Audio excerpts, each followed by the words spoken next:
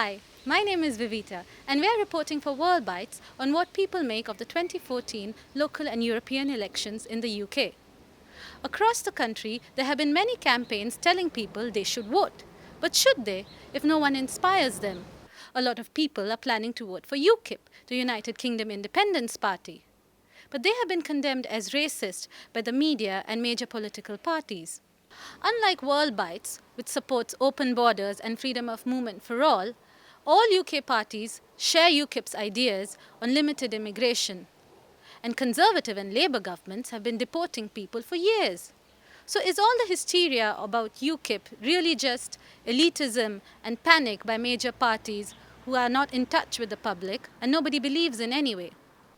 Let's visit Dalston in East London to find out what people are planning to do. To complete this report, we'll find out from volunteers what they actually did on the day of the elections and what they make of the results. We'd like to hear your thoughts too. Oh, and don't forget, vote 5 stars for this report on citizen.tv. You could help us win an award. No, I'm not going to vote. Why is that? Why are you not going to vote?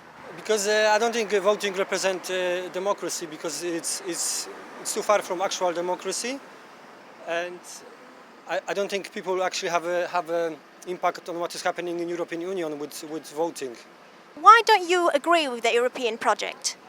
I'm not saying I don't agree with the European Union, because I think it's a great idea to have united Europe and open borders, but I think the main problem is European Union as institution itself.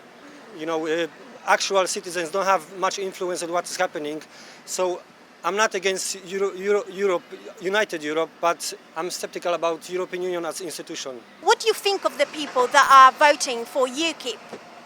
I think UKIP is wrong, but the reason why some people might vote is because they are skeptical about European Union, but I don't think UKIP is going into good direction actually with their program. So, what do you think is wrong with UKIP?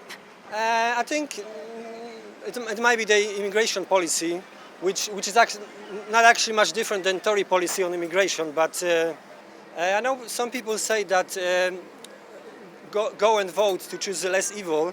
But I think my approach to less evil is not to vote. That's how I see it. So. The UKIP, to me, coming from Spain, being used to live under Franco, that was a dictator, a fascist, I think UKIP is a lot of things that resound to me like Franco. But like UKIP, actually, Labour and the Conservatives are also having similar immigration policies. What do you say to that? Do you think they are similar things? I think Labour is different from UKIP. Well, Labour brought in the points-based system, actually, selecting only the right kind of immigrants into this country. Yeah, well, I wasn't sure about that. I cannot answer about that. Do you intend to vote on the upcoming local and European elections? No. Why is that? I didn't even know that there was elections up, and I don't normally vote anyways. Well, ministers changed the date of the local elections to coincide with the European elections as a way to incentivize people to go and vote. Right. So, did that not work for you? When it comes to politics, I like to keep in touch with politics, but when it comes to voting, I don't feel that it really helps the average person. So I just don't vote anyways. I'm not bothered with it. Are non-voters irresponsible for not voting?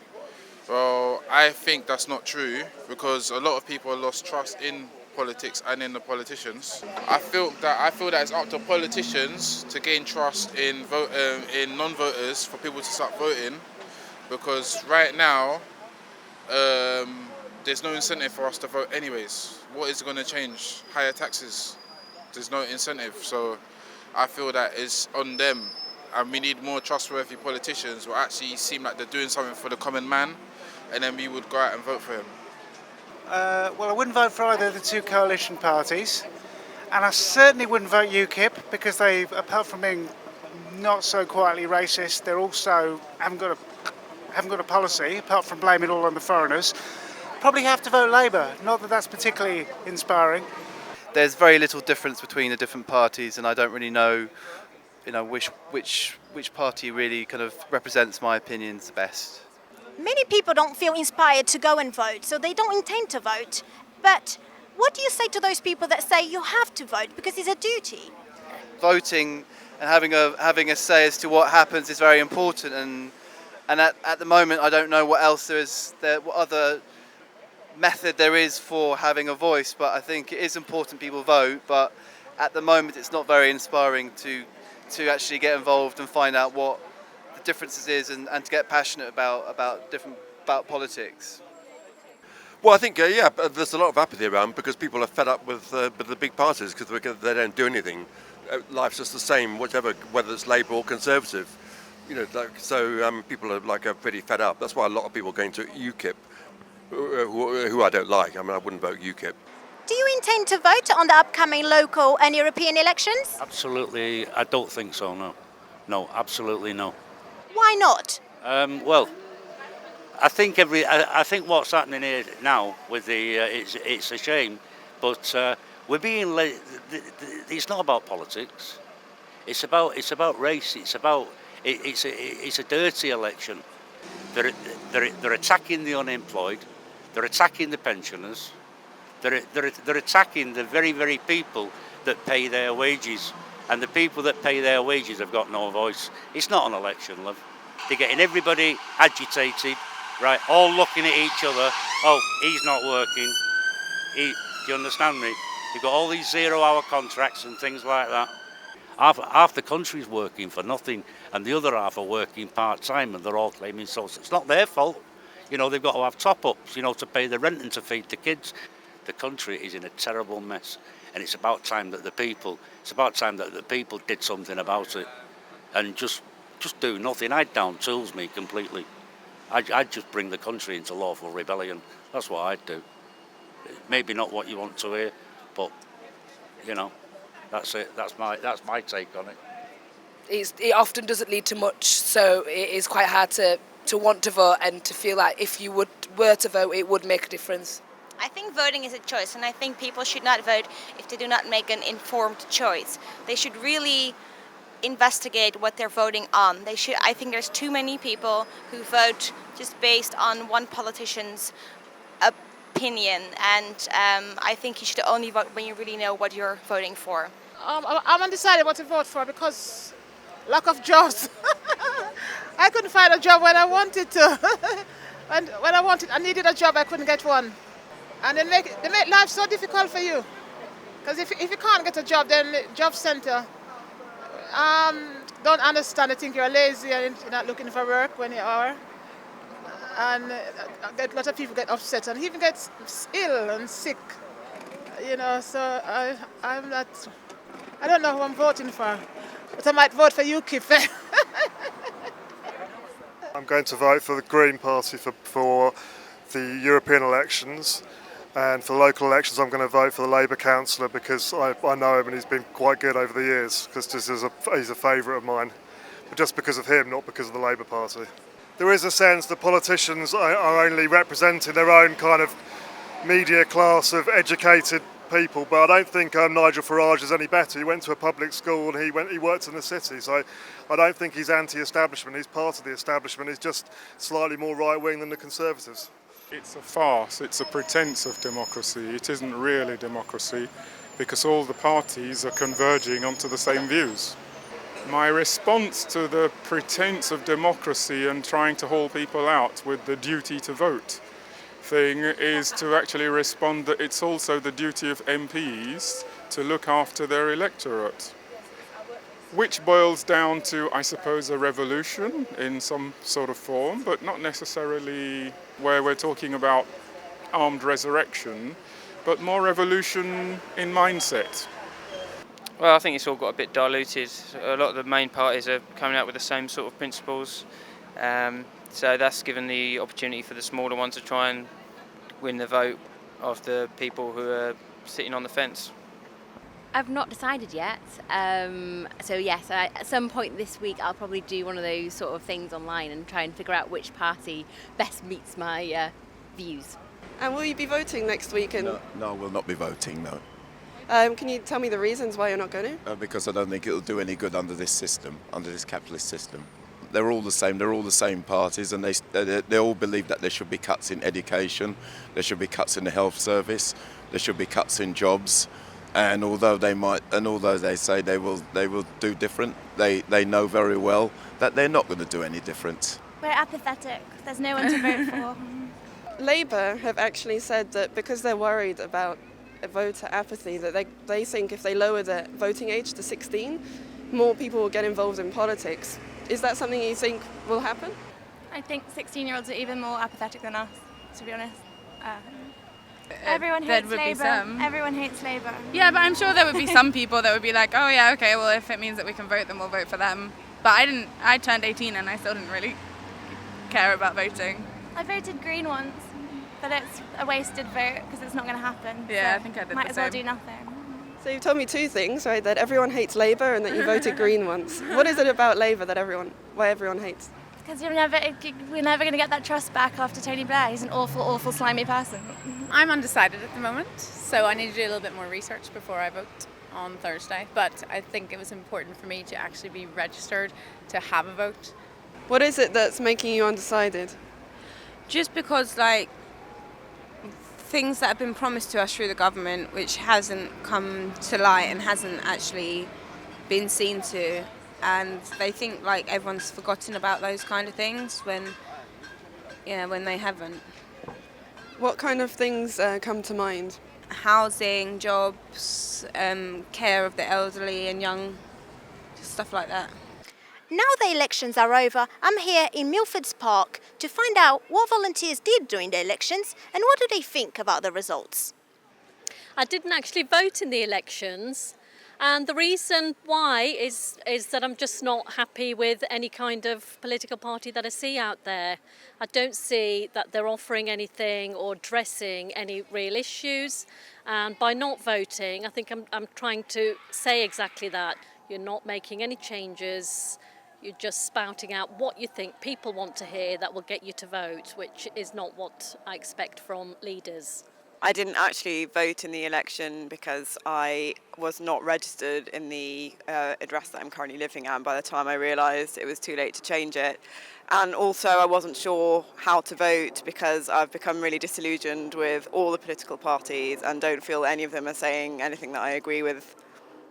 Obviously, I was deeply distressed to find that UKIP had taken such a large percentage of the vote, given that we're living in multicultural Britain in 2014, and UKIP has declared itself as, or pretty much declared itself as a racist party.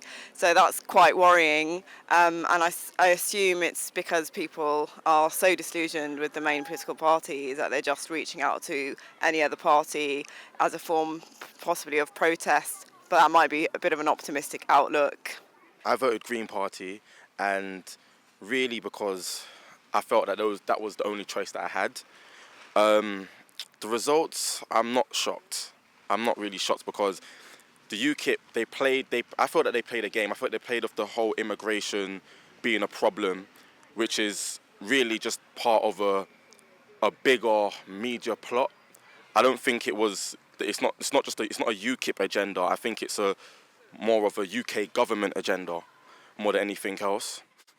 I don't think the people that voted for UKIP are purely racist. I think that they just bought into the fear that the UK government has been putting out, and that's why they voted for UKIP, because they felt that immigration is a problem, and that's partly and Labour are partly to blame for that, Conservatives partly to blame for that, and the whole media industry is partly to blame for that. I think that the government likes to play scapegoats, so they always try to point the finger at everyone but themselves. So instead of saying, oh well, we've caused part of this problem, we've demonized immigration as though immigration hasn't brought a lot of positives to the UK. Instead of just admitting to that, they basically said, oh, it's not our fault, it's UKIP's fault. But it's not, it's everyone, it's all of your faults, it's all of their faults. I might be naive, and I've been wondering if maybe I'm a little naive, but I'm quite excited by the election results and by the UKIP victory.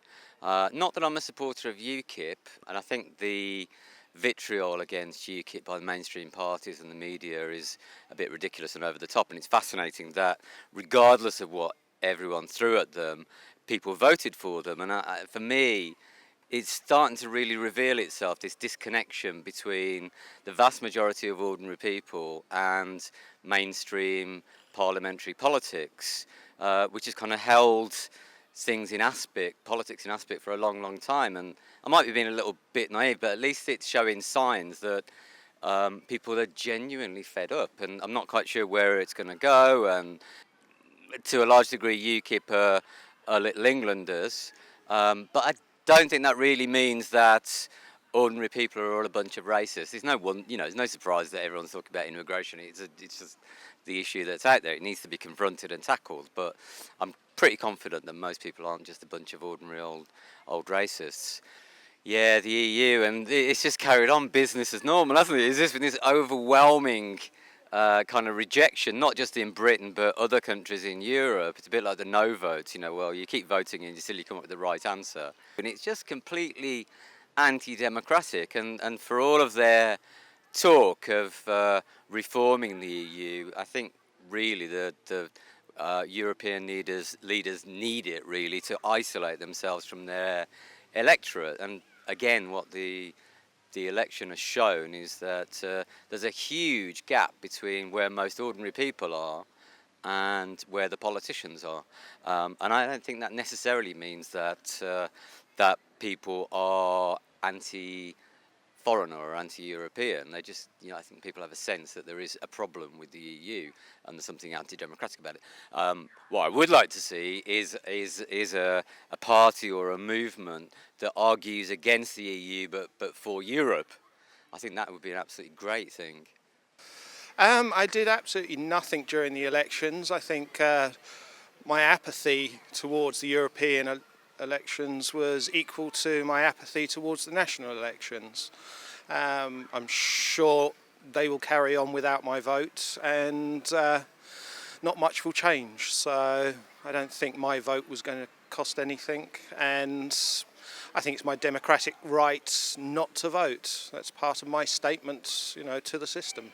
Well, I voted. I hold the rather unpopular opinion that elections are a counting exercise, and whoever gets most votes has maybe a little bit more to say than anybody else. So I generally vote for whoever I'm least upset about.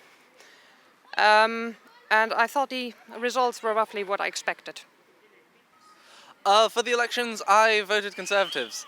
Yeah, I guess that's not really a popular vote, but I thought I'd prefer them to any of the other parties just because in the past they've done right by me and wanted to show my support. What do I think of the results? I am both surprised and not surprised. Not surprised that UKIP did so well, but I'm surprised in how much they did so well. They did, by looking at the stats, it was very substantial, I thought. So that's what surprised me, not the fact that they did good, but how much good they did do. So.